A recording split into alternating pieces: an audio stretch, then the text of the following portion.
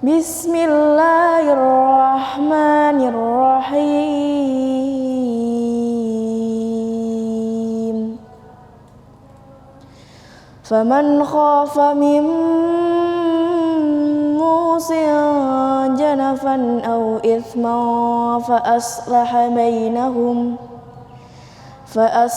bainahum fala ithma alayhi innallaha ghafurur rahim.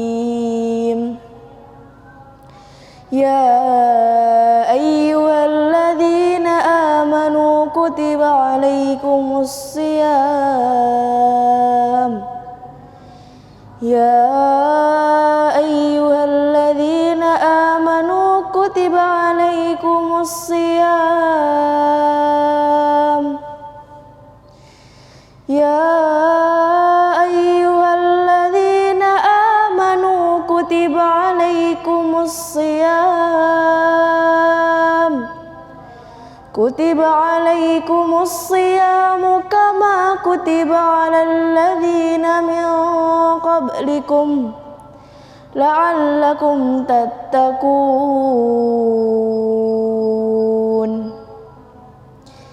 Ayyaman ma'dudat. Faman kana minkum maridan aw ala safarin fa'iddatun min ayyamin ukhar. Wa 'alal ladzina yutiqunahu fidyatun ta'amu miskin. Faman tatawwa'a khairan fahuwa khairul lah.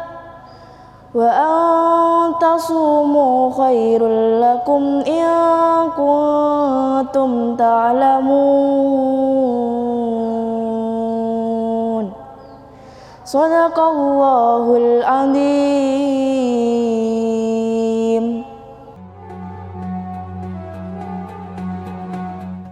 Bismillahirrahmanirrahim. Assalamualaikum warahmatullahi wabarakatuh. Innal hamdalillah nahmaduhu wa nasta'inuhu wa nastaghfiruh wa na'udzubillahi min shururi anfusina wa min sayyiati a'malina may yahdihillahu fala mudhillalah wa may yudhlil fala hadiyalah. Asyhadu an la ilaha illallah wa asyhadu anna Muhammadan abduhu wa rasuluh la nabiyya ba'da. Pertama-tama, marilah kita panjatkan puja dan puji syukur kita kehadirat Allah Subhanahu wa taala yang telah memberikan kita nikmat serta hidayahnya sampai kita dapat beramar ma'ruf nahi mungkar. Kedua kalinya, salawat serta salam selalu tercurah limpahkan kepada Nabi besar kita, suri tauladan kita, Nabi Muhammad SAW, yang telah membawa kita dari zaman kegelapan menuju zaman yang terang benderang, yakni ad-dinul Islam. Adanya keberadaan saya di sini akan berkultum sedikit saja tentang bulan mulia umat muslim. Dalam Al-Quran surat Al-Baqarah ayat 183, A'udzubillahi minasyaitonirrajim, Bismillahirrahmanirrahim.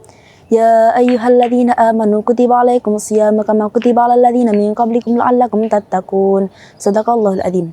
Yang artinya, wahai orang-orang yang beriman, diwajibkan atas kamu untuk berpuasa sebagaimana diwajibkan atas orang sebelum kamu agar kamu bertakwa.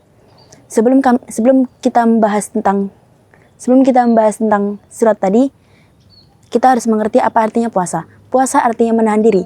Namun menahan diri yang dimaksud bukan sebatas menahan diri dari tidak makan dan tidak minum sampai berbuka. Namun menahan diri yang dimaksud adalah menahan diri dari segala larangan Allah yang sudah dijelaskan di dalam syariat Islam. Puasa juga memiliki beberapa manfaat, mulai dari manfaat akhirat sampai manfaat duniawi yang kita butuhkan untuk sehari-hari. Manfaat duniawinya salah satunya adalah puasa menyehatkan tubuh. Bagaimana bisa puasa itu menyehatkan tubuh? Padahal kan kita tidak makan, tidak minum sampai kita berbuka puasa. Begini, kita dalam sehari makan 3 kali sehari. Belum lagi kalau misalnya kita makan cemilan. Dan belum lagi kalau misalnya makanan yang kita makan adalah makanan yang mudah dicerna oleh organ pencernaan kita. Jadi puasa itu memberikan manfaat. Puasa itu memberikan waktu istirahat untuk organ pencernaan kita agar tidak terlalu sering untuk bekerja. Setelah itu kita akan membahas tentang apa saja sih hal-hal yang bisa membatalkan puasa. Hal-hal yang bisa membatalkan puasa, pernah nggak sih kita berpikir kalau misalnya wudhu aja bisa batal hanya karena buang angin. Terus sholat juga bisa batal hanya karena buang angin. Terus apa puasa juga bisa batal hanya karena buang angin? Jadi puasa akan batal jika kita melakukan salah satu dari larangan-larangan ini. Contohnya adalah makan dan minum secara disengaja.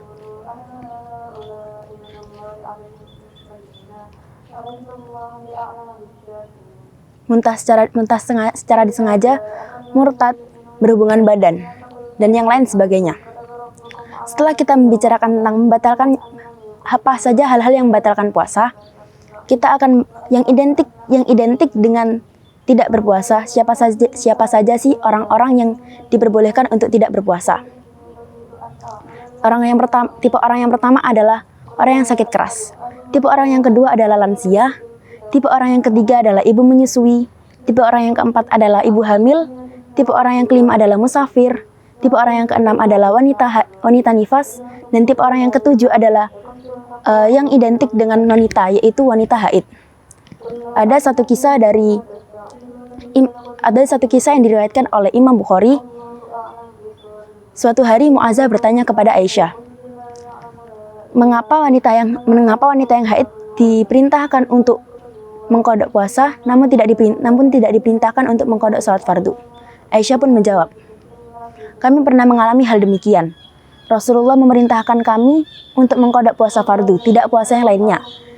Namun tidak memerintahkan kami untuk mengkodok salat fardu. Hadis riwayat Bukhari.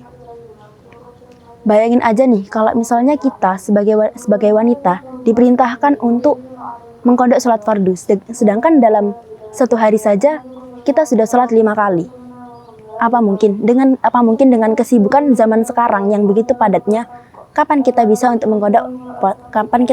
mengkodok salat fardu itu? Kalau puasa kan hanya 30 hari dari 365 hari. Islam itu indah, Islam itu mudah, dan Islam adalah agama yang sempurna. Jadi tidak ada alasan untuk melalaikan perintahnya. Mungkin cukup sekian yang bisa saya sampaikan. Kurang lebihnya mohon maaf, karena kesempurnaan hanya milik Allah semata. Terima kasih, syukron. Wassalamualaikum warahmatullahi wabarakatuh.